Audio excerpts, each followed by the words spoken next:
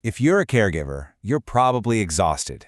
I mean, bone deep, can't think straight exhausted. Like you're always waiting for the other shoe to drop, even when you're supposed to be sleeping. You're not just tired, and you are definitely not alone. So let's talk about some real, practical ways to get you some relief, starting right now. First things first, let's just call this what it is.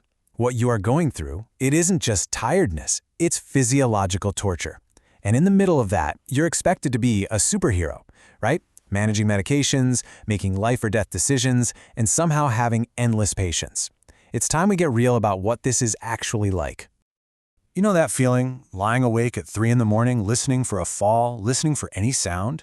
We get it. And that's exactly why we're going to skip all the useless advice about sleep hygiene. This is not about chamomile tea or taking a warm bath. When you're in survival mode, you need survival tactics, and that is exactly what we're going to talk about today. To actually solve this, we have to start by understanding the why. Why do you feel like you're losing your mind? Well, there's a biological reason for it.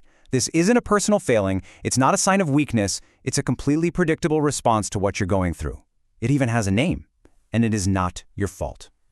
That name is hypervigilance-induced sleep fragmentation. It's a mouthful, I know, but what it means is pretty simple. Your brain is stuck in the on position. It's constantly scanning for danger, always listening. And because of that, you never, ever get to sink into that deep, restorative sleep that you so desperately need to actually function. So you're caught in this hypervigilance trap. There are two big things happening here. First, there's the sentinel effect. That's your brain playing guard duty all night long, which means you're not getting deep REM sleep. That's the sleep you need to process emotions. And without it, everything feels raw. Then, when you do get jolted awake, your system gets flooded with adrenaline and cortisol, the stress hormones. And good luck trying to fall back asleep after that. And here's the kicker. This is why you feel like you're on a hair trigger emotionally. The part of your brain that handles logic literally disconnects from the part that handles emotion. So that sudden flash of rage you feel, the snapping, the crying spells, that's not a character flaw. It is a direct physical symptom of sleep deprivation. It's just biology. Okay, so now that we know what's happening in our brains, let's talk about what to do about it. And I'm not going to give you some vague, unhelpful advice. We are talking tactical protocols. These are actual battle plans for real-world problems designed to help you reclaim your sleep. So forget the useless advice you've heard a million times. Try to get some rest or don't worry so much. Instead, we're going to talk about how to build a fortress perimeter, how to use the lasagna method, and how to execute a worry dump. These are real strategies, and honestly, they're absolute game changers. Let's start with Protocol A, the anti-wandering defense. The whole goal here is simple. Let technology be the one on high alert so you don't have to be. We're talking simple door alarms, pressure mats by the bed that will chime in your room if they get up, even visual things like a black rug by the door. To someone with dementia, it can look like a hole they won't want to step over. These tools give your brain the permission it needs to finally stand down. Okay, this next one, Protocol B, is for anyone dealing with incontinence. It's called the lasagna method, and trust me, it is brilliant.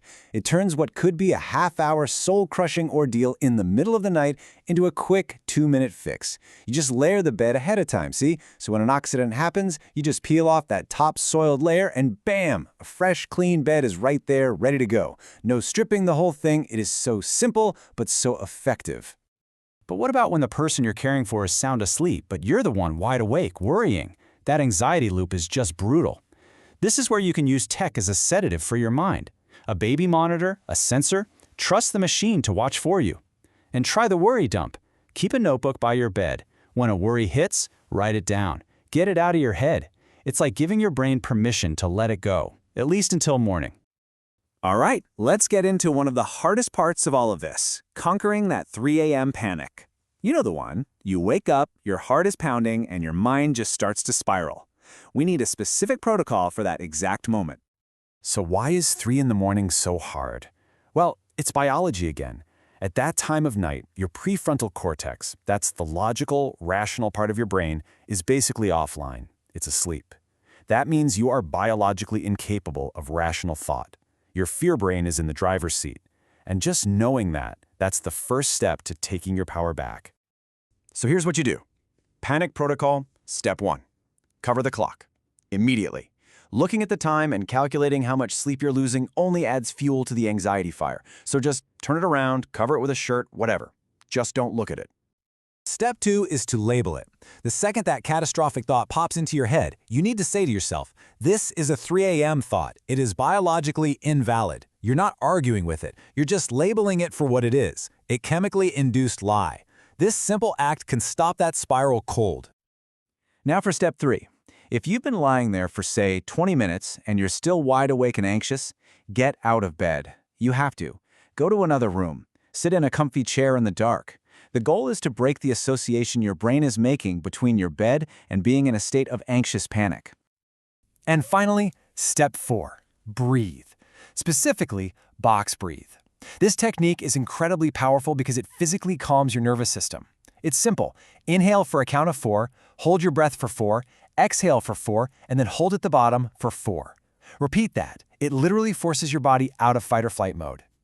Look, these protocols are powerful tools, but they won't work if you're fighting against the single biggest sleep saboteur there is, guilt. So now we need to talk about giving yourself permission to rest, because your survival is simply non-negotiable.